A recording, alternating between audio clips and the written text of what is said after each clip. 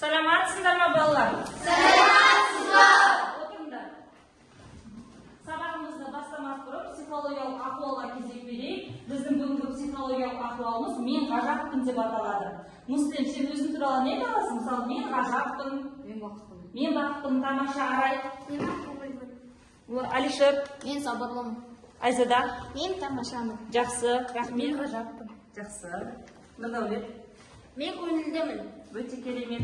Ермұхамед, Мен көңілге ризамын. Ильяс. Мен ақылдымын. Жақсы, рахмет балалар. Енді осындай өте тамаша көңіл күймен бүгінгі сабағымызды бастаймыз. Топ атауларын шығару үшін қазір мен сіздерге конверттегі сұрақтар беремін. Осы конверттегі сұраққа жауап беру арқылы бізде топ атаулары шығады. Яғни Аяз бен ертегісінің кейіпкерлері бойынша. Түсінікті ғой, иә, тапсырма?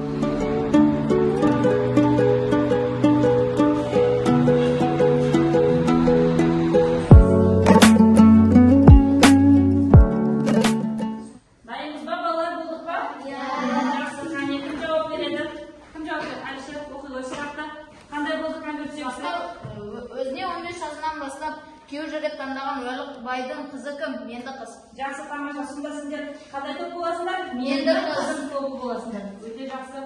Ара екінші топ Гүлнұр жауап бере ғой.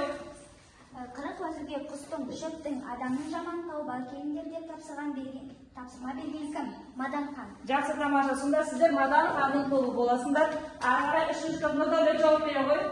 Енді қыздың жұмбағын шешіп, Мадан ханды гауһар тасты тұлпарды сынаған кім? Аяз би. Аяз би, яғни ол жаман болды. Ертеңгі басында жақсы, сендер Аяз бидің тобы боласыңдар.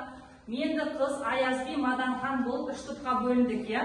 Сонымен осылар бізде қандай ертегінің кейіпкерлері?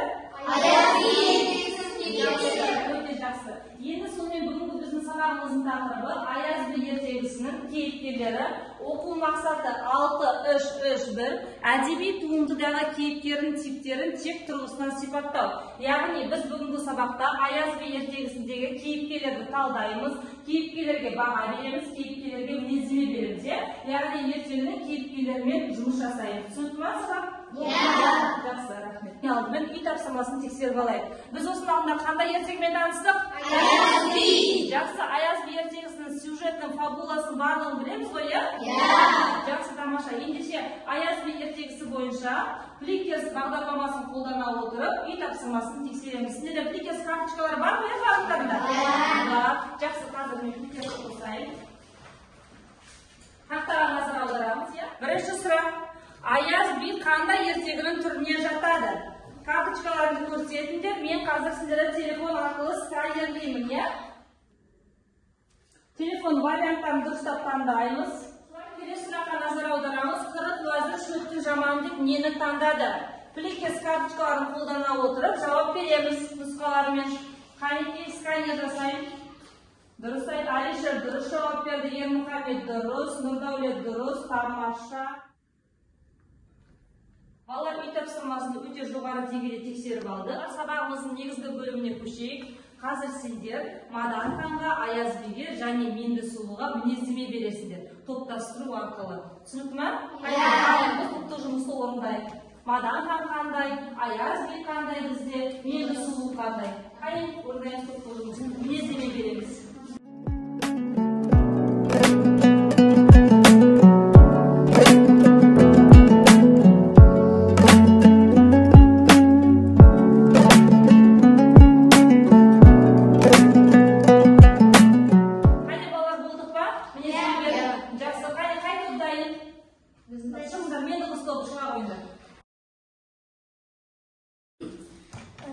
Менді қыз, бойына сайғы, сұлуы, тапқыр.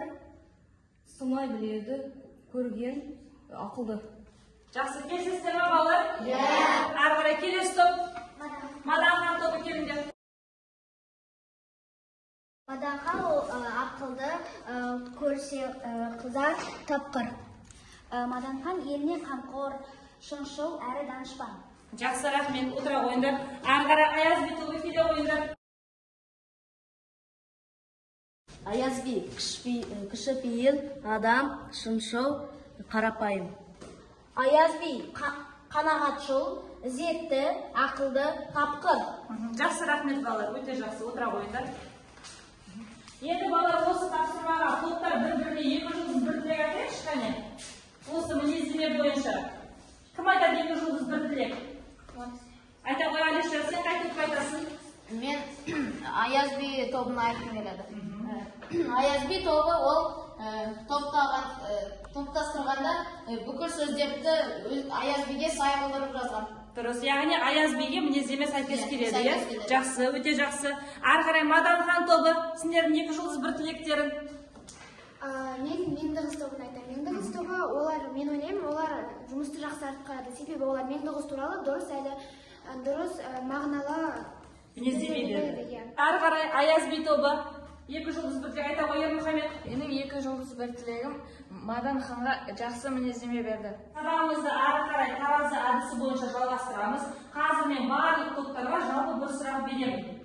Сол сұрақ бойынша стикерге өз дәлелді ойларыңды жазып, я немесе жоқ деп жауап беріңдер. Жауап беріп, таразының я жоқ деген 2 бөліміне ілесіңдер. Жақсы балалар, түсінген тапсырма мынандай сұрақ сіздерге. Адамды сырт кейпіне қарап бағалауға бола ма?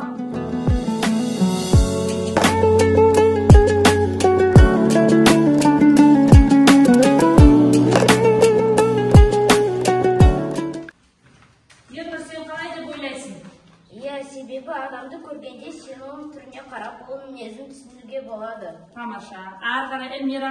Жоқ, себебі адамды сырт кейпіне қарап емес, ішкі жан дүниесіне қарап бағалау керек. Мадан хан болса, жаманды көре сала, оны жаман деп ойлады. Дұрыс айтасың, тамаша. Иә, себебі адамның сырт кейпіне қарап, бір көргеннен баға береді. Таразының қай бөлігі басым екен? Жоқ. Иә, сонда адамды сырт кейпіне қарап бағалауға бола ма екен? Жоқ. Дұрыс айтасыңдар, өте жақсы. Енді осы тапсырмаға қалыптастырушы бағалау көршіне сөз таңда. Яғни жаңа өз пікірін осы таразыға жапсырған оқушыларға сендер өз ойларыңды айтыңдар қазір. Диана, сен қандай баға бересің Ернұрға? Қандай сөз айтасың? Орал, сен жарайсың, мен сені оймен келісемін. Айша, сенің таразы әдісіндегі жауабын өте дұрыс болды. Өте жақсы. Ақыры Ильяс, қандай айтасың? Ермұхамед, сенің таразы әдісі бойынша өте өткір қатыстың. Жақсы. Айтадан пікірмен келісемін. Себебі адамның ішкі түрі жаман немесе кедей болса да, оның ішкі жақсылықпен толы. Сабағымызды ары қарай жалғастырамыз, яғни 6 қалпақ әдісі бойынша. Қазір біз осы кейіпкерлерге 6 қалпақ әдісі бойынша талдау жасаймыз. Бірінші, қара қалпақ. Қара қалпақ ол ертегінің жағымсыз жақтарын айтасыңдар. Ақ қалпақ ертегінің бір кейіпкеріне мінездеме жазасың. Сары қалпақ Аяз бидің іс-әрекеттеріне талдау жасайсың. Қызыл қалпақ ертегіде кездескен сезімдерді ары қарай көк қалпақ ертегіні өмірмен байланыстырамыз. Жасыл қалпақ егер де сен менді сұлудың орнында болсаң не істер едің? Сіңдер ма? Иә. Жақсы. Ақ қалпақ сізден бастайық. Айта ғой. Мен Аязбиге хат жаздым. Сәлем Аязби, қазіргі сарайдағы өмірің қалай? Менді қыздың қалы қалай? Аязби, сен кейпін жаман болса да ақылды әрі данышпансың. Қазіргі кезде де сенің данышпан әрі шыншыл хан екеніне келісемін. Сәлеммен Диана. Рахмет, өте жақсы. Гүлнұр. Осы ертегідегі жағымсыз жағы, ол қырық уәзір Аяз биді сыртқы кейпіне қарап, оны жаман деп алғаны. Қырық уәзір хан мен Аяз биді айырып, меңді қызды ханға алып бергісі келгені. Қырық уәзірдің жаманға деген қызғанышы, және де ханның уәзірлерге реніші. Тамаша. Шығарманы қалай өмірмен байланыстырасың?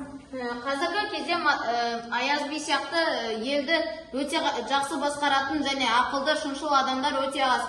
Қырық уәзір сияқты қызғанышы көп, адал емес адамдар өте көп. Қазір жетістік баспалдағы арқылы бүгінгі сабақта жеткен жетістігімізді стикерге жазып жапсыра қоямыз.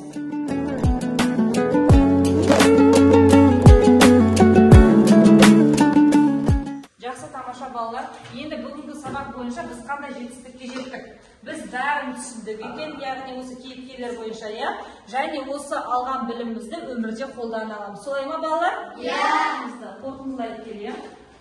1-ден 10 баллық жүйе бойынша бағалаймын. Гүлнұрге 10 балл, Задаға 9 балл, Алишерге 10 балл, Ильясқа 10 балл. Осымен сабағымыз аяқталды. Сау болыңдар.